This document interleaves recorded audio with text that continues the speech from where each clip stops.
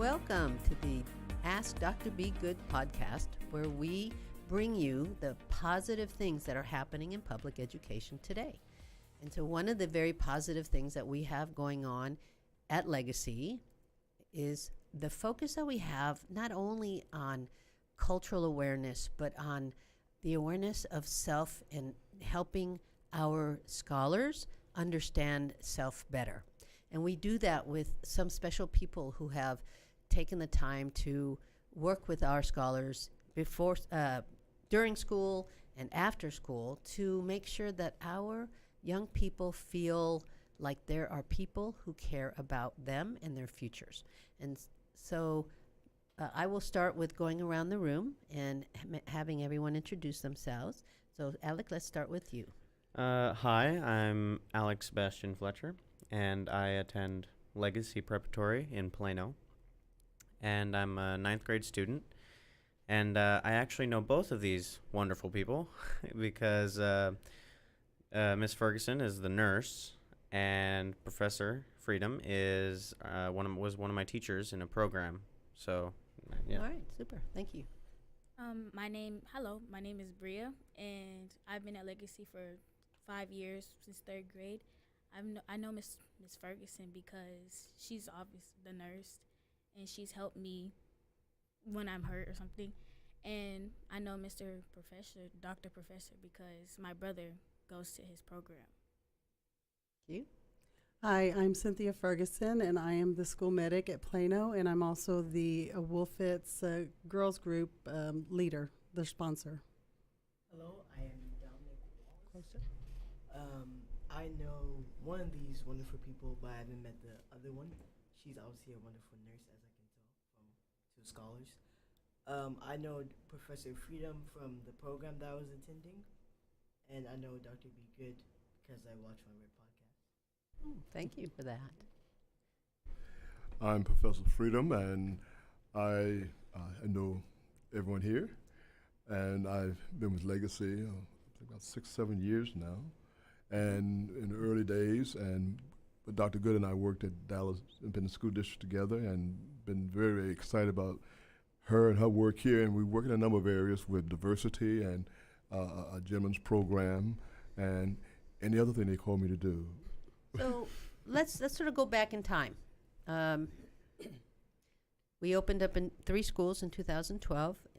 One was in Mesquite, one was in Dallas, and one was in Richardson.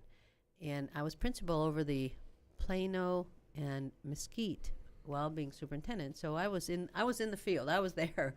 And one of the things that I noticed right off the bat is that we had African American young men in our office in too high of a numbers. And so I called Professor Freedom and I said, you need to help me. You need to help me train my staff because we're not doing a good job with our kids. And so that's how it began. You not only worked with cultural awareness and behavior awareness with our staff, but you also then did after-school mentoring with our kids. Yes. And so can you talk a little bit about that? Well, first, you made me do something. What did you make me do? Well, in my career, both at SMU and DISD, I have worked in the area of cultural diversity, and whenever I work with other agencies, I always ask about 3 things. And those 3 things are, do you have a philosophy? Do you have a policy? And then are there good practices? Around Cultural diversity. And so I reviewed the district's policy manual. I went through it extensively and suggested to you that that the district should have a district culture philosophy. And we drafted that particular philosophy that is now posted in the schools very visibly, as well as training the teachers and staff and implementing it in the programs. We review it every year. A matter of fact, I want you to know that those big posters that we have, I took that and our mission and vision down to Houston last week. We had the Texas Charter School Conference, and we were doing a recruitment session that we'd been asked to present. And that was part of it. Our recruitment of international teachers helps fulfill some of our cultural philosophy. So, Dominic, you want to read that cultural philosophy? Here, in the mic, please. Okay. It is the philosophy of Legacy Preparatory Charter Academy that every educator and scholar's culture, parentheses, history, language, um, dialect, family values, music, food, and customs. It is important to achieving academic success. Success, scholars' self-image, motivation, and academic achievements are all affected to the extent that legacy works to include scholar cultures in their education. Educators are expected to be committed to multicultural pedagogy and perspectives that will be practiced in lessons, activities, and projects. Multicultural pedagogy and perspectives will have an important emphasis in all subjects at all grade levels in the entire district, schools, and community environments. Pretty good for not having had to read it before. Whew, good job. So that states our commitment to cultural awareness, diversity. There's lots of different terms around it, but what that says is that Legacy is committed to not only integrating it as an awareness piece and a philosophy, but it's expected to be embedded in the content of their classrooms as well and in other practices. And so I believe that we're getting better at doing that. I believe also we're one of the few districts in Texas that has a cultural philosophy. Matter of fact, there was a man in the audience who came up to us afterwards. His job is cultural diversity up in Washington, D.C., and he commended us on it, and he took your name, and so he may be calling you. But so first of all, we do have that, but you can't just have a poster up on the wall. And so, Professor Freedom, let's talk a little bit about how does that cultural philosophy play out at Legacy, and how has it gone, from 6 years ago to now? How's it developed? Well, certainly from the top down, because you have been committed to it as the superintendent, and certainly the board embraces it because they've had to approve all that you do. Then from there, we engaged in an extensive education process, and in the philosophy, we say education comes from the word edus, educare, which means to pull out the best. So, particularly in our world today, given the diversity of our student populations, our staff populations, that it is no longer something that you would do on the side. It's reality. So how do you understand the various cultures, the backgrounds, the languages, the dialects, the value systems? And we trained the educators, or the facilitators in the district for a number of years. And we have built capacity, because what I have noticed now that there are educators who we have trained who are now leading new educators. And that's really a great sign. Well, I noticed recently that we're one of the few districts in the North Texas area that whose staff is predominantly minority. Normally it's still predominantly white, female, but we are not only predominantly minority staff, but we have a high percentage of males that work for us. So we're able to bring and better reflect our population. So, all right, so since I don't know that we've really talked about what you actually do.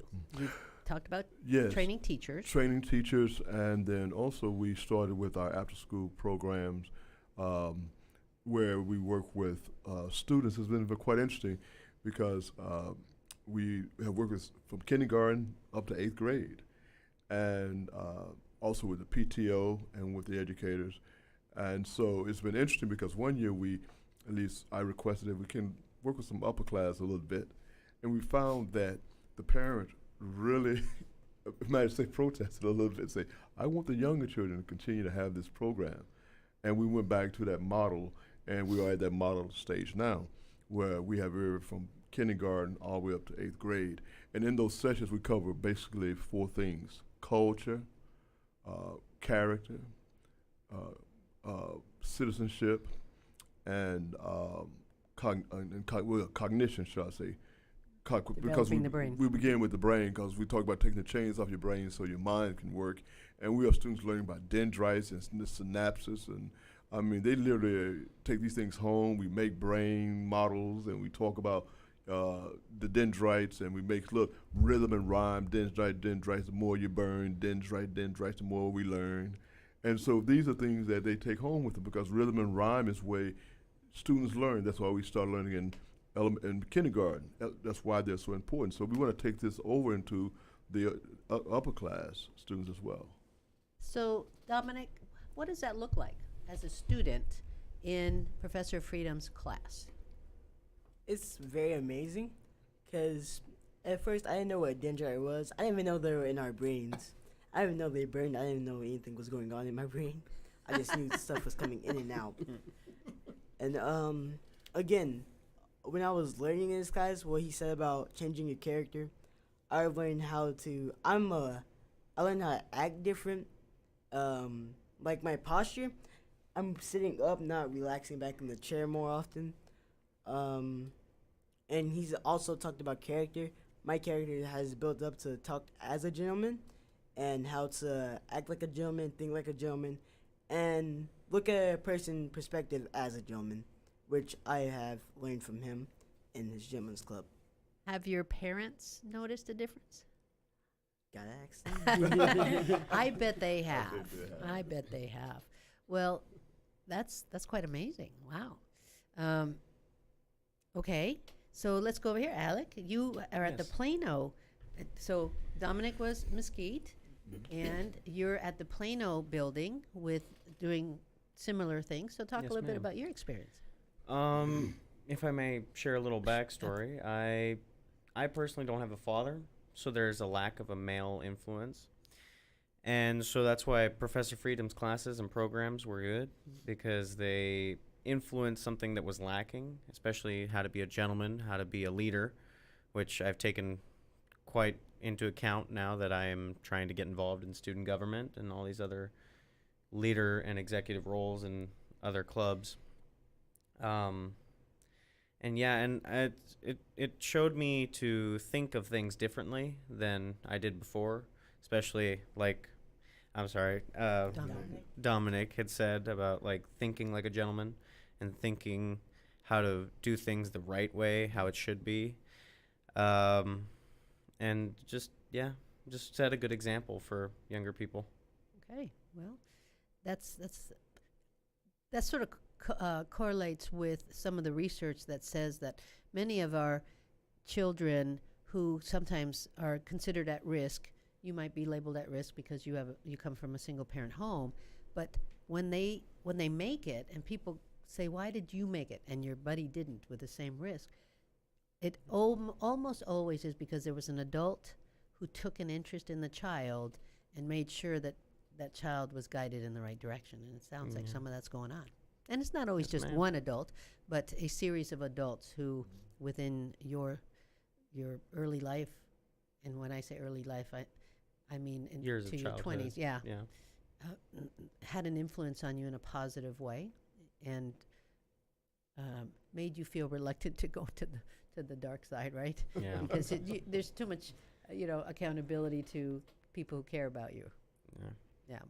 Yeah, and I every time I see Professor Freedom, I always appreciate, what he's done. I always thank him. We always exchange a little conversation. Well, and I'm sure that's some of why you keep coming back. I mean, you feel appreciated. You see the change, right, in the kids, and parents tell you, kids tell you, and so it keeps you coming back. It keeps you getting too burned out, right?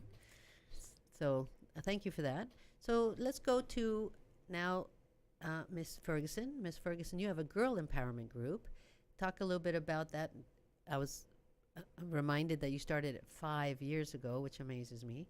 Can you talk about why you felt the need to start the group, and then how it's developed from there? Yes. I started a girls empowerment and self-worth group. I want them to, in a mentoring group. I saw the need when we were at the Dallas campus, and it was something that we see all the time. A young lady walks in, and she flopped in the chair, and she kind of sat with her legs, instead of like a ladylike, she sat open and kind of just, just sat there. And I thought in my mind, okay, these are young ladies. They need to present themselves as young ladies. There's a time and a place if you're playing athletics or if you're walking up straight like a young lady. And so that's what triggered it. More so is just the lack of self-esteem and self-worth that I saw. So we work on a lot of self-worth projects, activities. I want these ladies to know that they are worth something. All young people are worth something, but a lot of times you have the young ladies who, young ladies are more emotional, and they listen to every little thing that someone says. They could not be talking directly to you, but they hear, oh, you're not pretty because you don't have makeup on. You wear glasses. And they take it to heart, and it lowers their self-worth. So I wanted to be there and do something to help them build up their confidence, know their self-worth, and we do so many other activities, and that's what started it. Now, starting it in 5 years ago, this will be my 5th year, I've seen changes. I do it from grade 6 and up. And I've seen lots of changes. One story that I would like to say is my first year. We talked about all these things that I've just said, and I had one young lady come to me, and she was crying, and she sat down. She said, Miss Ferguson, I need to talk to you. I said, okay. She was bawling her eyes out. Her friends were upset with her. She broke up with her boyfriend, and her friends were giving her a hard time because they were telling her, oh, he's good for you, and all this stuff. She thought about everything that we had learned in these classes and told me, she says, I know my worth. He called me a name that I'm not, so I broke up with him. And it made me proud at that moment. When she walked out, I'm very emotional, and I cried because I knew if I reached that one girl, then it made a difference. When you've personally sacrificed, you live in Mesquite, and I offered you an opening in Mesquite, and second year or something that you had the girl group, and you refused to leave the girls. I started the girls group in Dallas, but then when I moved to the Plano campus, and I had already been there several years with these girls, I couldn't leave them. They're my children. So that's, again, it's these kids who make it, oftentimes make it because of somebody who, in this case, sacrificed distance so that they could continue the guidance. Well, they're definitely worth it. All the kids are, but knowing the group that I have and knowing some of the backgrounds and some of the conversations that we have, we do have a motto in our group. What we talk about in the group between us stays here. It's not to be gossiped outside. And I also tell them, unless it's something that I know is going to hurt you or hurt somebody else, that I have to report it, then I will. Other than that, these are conversations. These girls have become so comfortable with each other that they open up and they talk to each other about many things that have sometimes caught me off guard. But they do it. Yeah. It's good that our young people, especially our middle schoolers, have a safe space, because life in school can be tough, especially at that age. It's always been tough at the middle school, but it's especially tougher now that you have cyberbullying and just other additional ways that during my time and your time weren't available to hurt kids. We have new tools where kids can hurt kids. So having a place to learn how to deal with that in a dignified way is imperative. Yes. I just wish everybody would have their kids in programs like this. So, Bree, talk a little bit about what you guys do. So in girls group, we basically talk about how to get our self-esteem up and how to be a lady and what's proper and what's not proper. And it's pretty cool considering this is my 2nd year. When I first joined, I joined kind of late, like when it was about to be the fashion show. What really caught my attention was the fashion show part. And I'm the type to be girly girl at times, but when it's like about fashion stuff, I really enjoy it because like I like to have style and stuff like that.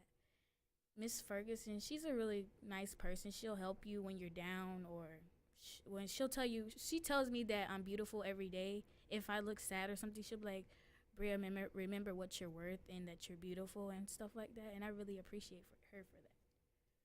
Well, I'm glad that you have Miss Ferguson saying that to you. I wish all of our adults in every building said that to every kid every day. We need to get better at that, but at least you've got one. And so, talk about some of the people that have come to visit with you guys. There's people that are sad and that just really need help, and she helps them pretty well. And you don't see that every day in our school. You see people that are sad and stuff, but for females that are sad and are going through a lot of things at home or something, you can come to girls group and talk it out with her and tell people what you're going through, and they'll give you their opinion. Well, not a rude opinion to help you, just a nice opinion and things like that. Okay, thank you. Ms. Ferguson, talk about some of the speakers that you have that have popped in. Yes, since we're pretty much new this year, last year we've had nutritionists come in. We've had, we've had Dr. Good come in before because I wanted them to see that women can be in power, and Dr. Good is in a powerful position, being a superintendent of a school. I've had somebody come in to show them how to do interviewing. We've had mock interviews, and just recently we had a lady from her group is called Divas Build Futures. Her name is Aisha Scott. She came in and did a wonderful job with the girls. They actually, before I could even invite her back, the girls had invited her back. She did a wonderful job with the girls, and she does kind of what I do, but on a much bigger scale. And I think she's wanting to come in and sort of intertwine. Talk a little bit about that. Yes, actually, we've worked together on several things. We kind of we have the same goal, the same perspective for these young ladies, and we've worked together. She actually had an event last Saturday that she worked closely with, and we kind of worked together on that. But she is going to be coming in more often to speak with the girls group on different topics, whatever the topic we may come across. And I know that we do or would like to have her come into our school to speak to some of the older girls. My group is open from grades 6 and up. I usually get the girls from 6th, 7th, 8th, and some 9th graders. I would love for some of the older girls to come in, and that's where I'm utilizing her to help me to get those girls, because she works with older girls as well. So hopefully she can come in and speak to some of the older girls, maybe on rotation day, maybe on another, some other time. But I would love to have her come back. Right. You had mentioned that maybe she would bring some of her kids to mentor. Yes, she has some of the older girls that she's mentored. Some of them are age 20, 21, 22, and around that age. Mm-hmm. And she's going to be bringing some of those young ladies in to speak with our girls. And we are looking forward to partnering as well towards the end of the year at our fashion show. And that is one of our big events that everybody looks forward to. The girls look forward to it. And sometimes that's what catches their attention, why they want to come join the group. And then they end up getting more out of it than just thinking about the fashion show. Yeah, you got to have a hook. That's a good hook, because right. It's a lot of fun. So let me go back to Professor Freedom, because one of the things that we didn't really touch on was the fact that you also are working with families during the summer. Yes. Can you talk a little bit about that? Research shows that sometimes students, they lose, there's a gap, if you will. Summer slide, mm-hmm. Correct. And that we need to do those things, and we encourage parents who we say are the first educators, first of all, that the home is a place where education begins. We support that process as institutions. During the summer, over the years, we've had an excellent relationship with DART, where we have had the opportunity to take students, families, free of charge, where we educate them on how to ride DART, the trains, etc. And then we have gone on trips such as to the Dallas Museum of Arts. Then we go to Clyde Warren Park and have a great time. And these places, some of them have never been. We also go to SMU, where I was a professor, was director of multicultural education, and then we've gone to places like the Audubon Center and places where during the summer we enrich their summer experience. And I'll just give you a real compliment to the scholars. We went to the Bush Library one summer, and we always have folders. I think they know about those Professor Freedom folders. I've kind of known that they have folders as scholars. There's no such thing as a free trip anywhere with you, right? They have to pay for it with work. They have to pay for it with work, and they have to take the chains off their brains, let their minds start working. And so they went in, and they were sitting on the floor, and they were asking. I had already talked to them about docents and people in the Bush Library, and they were looking at the ceilings, and the ladies came up and said they have seen many students come through the Bush Library since you text years ago, and they said that she had not seen a group as behaved and as focused as these young people were, and taking notes with their folders open, asking questions, etc. And I love the fact that you take the parents with you. Yes, the and parents are able to parents, go. the parents are going, yes. Yeah, they and we're really going to be like that. growing that program this year. As a matter of fact, we're starting now working on the summer. I've already talked to parents, not just those in my after school programs, but we're going to put the announcements out early, the flyers to the parents, beginning to build a summer program up, so that by the time the summer arrives, we would have built those numbers up. Mm-hmm. Yeah, because with what you do, we never get. Well, I'm never satisfied with any numbers. Because I always want everybody there. We want a full bus. We want that's what we want. We Well, want the bus full. We do. And maybe even if 2 buses are necessary. There you go. We want people to be excited about this, because the other thing is that we're exposing students, and the more exposure we give them beyond the classroom, That's right. the greater their education. You're exactly right. Anybody ever go on any of the summer programs in here? You might want to put that on your calendar for next summer. Yeah. If you're not working. You know, you're getting up there, and Alex. And Yeah. I just say, and Alex, for an example, he went to Mexico. I remember that. That's true. Yes, I remember the time his mother and I were talking, and I never should forget, watching him grow up and seeing where he is today, and knowing that he was in Mexico and his experience there that summer, and with Dominic, when his father came, this was very intentional, and he mentioned about his father knowing and not knowing, but his father was very intentional, his mother wanting to put them into the program, and that's what is exciting about me, the parent involvement. Sure. And the parents who came to you and said, we want our kindergartens and first graders with Professor Freedom. And here we are. Yeah. And now we have 25 and 30 in our sessions. So I know that we had a comfortable chat, but we've come towards the end of the show. And so it is time for you to think about a question to ask me before we end. Anybody ready with a question that you want to ask me? Actually, I am. Okay. I wanted to ask, what inspired you to make such a school? Because, you'll see public schools and some private schools that just don't have the moral values and want, like, the founding principles that Legacy does. Well, thanks for asking that. I was monitoring the lowest performing middle schools and high schools in Dallas ISD for several years. And in essence, I was watching schools do school wrong. And it was my job to help them get past those practices and get them off the bad list. And we did. I was part of Dr. Hinojosa's superintendent learning community, and there were 4 team leaders, and I was one. And we would fan out to the worst schools. And over 3.5 years, we got all 14 of the worst middle schools and high schools off the bad list. So being part of that helped me see what worked and what didn't work in schools.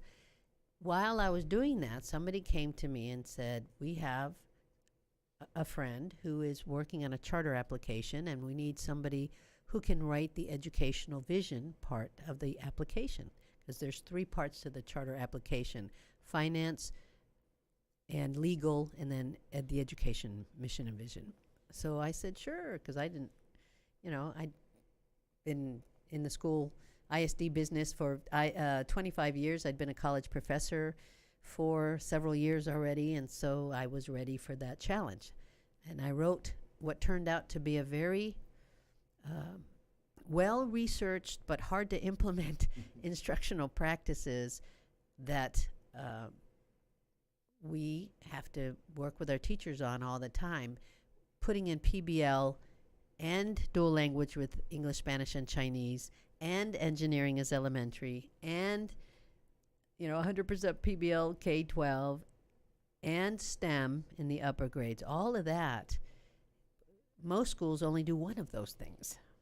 We do all of them. And so making sure that our teachers are well trained and comfortable being able to instruct you all well in those areas, that's been our work. But that's a good question. Thanks for asking. Good answer. Oh, thank you. Bree? My question is, people say one school is better than the other, or this school is better than the other, and teachers leave and come back, and teachers go to another campus and they come back.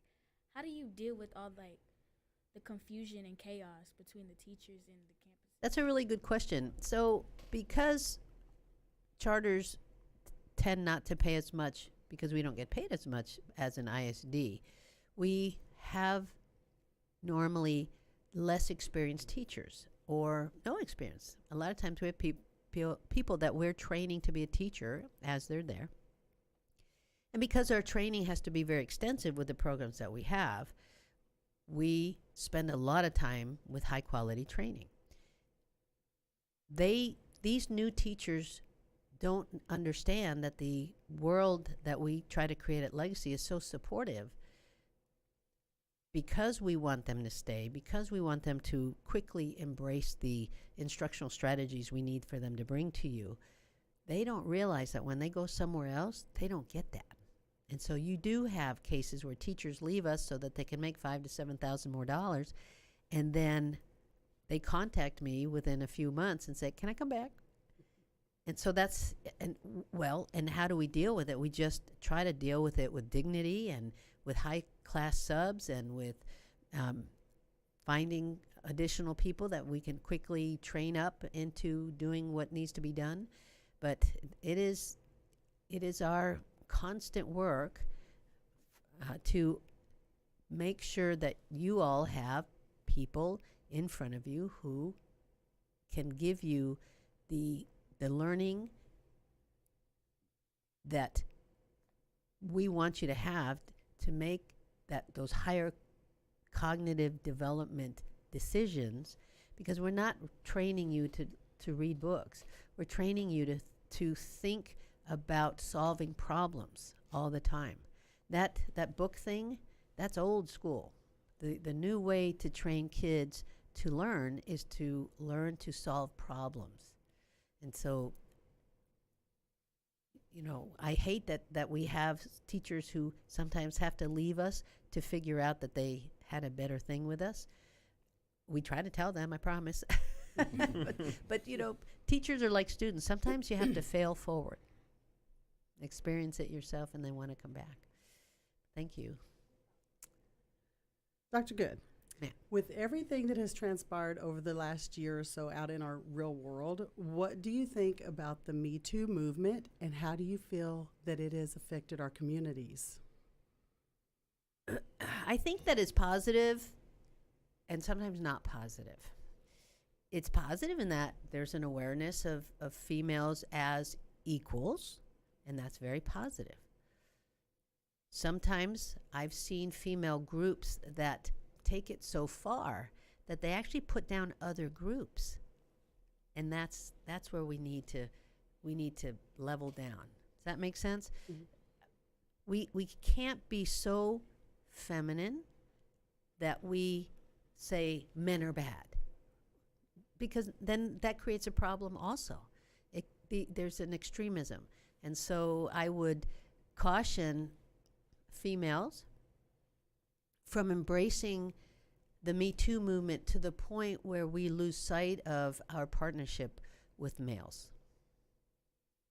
Thank you. Dominic? What do you think of Legacy's future? I think that our future is grand, and I will give some evidence. We continue to grow. We're opening up our new high school. I was just looking at furniture, 21st century furniture for the high school today. And we have robotics clubs that are now competing. The Mesquite Robotics Club will start in November. Plano had its first competition 2 weekends ago. If you want to know more, go on the Facebook page. Our Legacy Facebook page is just a marvel. I think if there was a school Facebook page competition, we would win hands down because it really reflects so much of what we do and what we care about and what's important to us. So we do have the STEM initiative, and we have a new STEM director that has been really good with helping our IT teachers and our health science teachers to step it up a bit. I want to get more hands-on materials for you all and for your teachers. I want you to know I saw about 50 boxes go out of central office today, math manipulatives to add. Because we've moved so much and because we've added grades every year, every time we buy something, then the next year it's not enough. This is the first year that we've been K-12 for the second year. Does that make sense? Yeah. And so before this, we were adding teachers every year just because we were adding grades. Now we can stabilize a little bit and get our base solid so that our teachers feel more comfortable and they can take the the hands-on and higher level inquiry projects to a new higher level. Thank you for that. Excuse me. Professor Freedom. Yes. Comment, in closing comment and question. We have our program, the gentleman's program Ties, where we've been going Mercedes and Ford and other places getting for the young men, as well as you mentioned the parents earlier. So this is sort of, how could Legacy embrace the partners, DART, all the other, I'm sure people, DART, partners, and then events with parents where it's not so much meeting, but a place where, like, with the partners are gathering and they see each other and they see the progress, and then the parents, it's almost like a social where they're not in a meeting place, but they're in a getting to know each other and getting to know you and the staff in a more social environment. I'm going to have to think about that. I think we're going to have to develop that. I don't think we can do it right now, but you have brought it out into a, what can we do to make our partners feel more valuable? And that's certainly important. Yeah. Well, and so you're wanting to add to the next level, not only make our partners feel valuable, but then have them meet our parents and mix into our community so that they get a sense of our community. So we're going to have to really sit down and hash that out. But thank you for that. That's a good idea. We've come to the end of this podcast. I thank you again, Alex and Bree and Miss Ferguson and Dominic and Professor Freedom. I know that you have not only highlighted some really important, culturally important practices that we're doing, but hopefully making some parents want to have their kids join your group, because we can't have too many doing, learning the things that you're teaching them every week. So thank you. Thank you.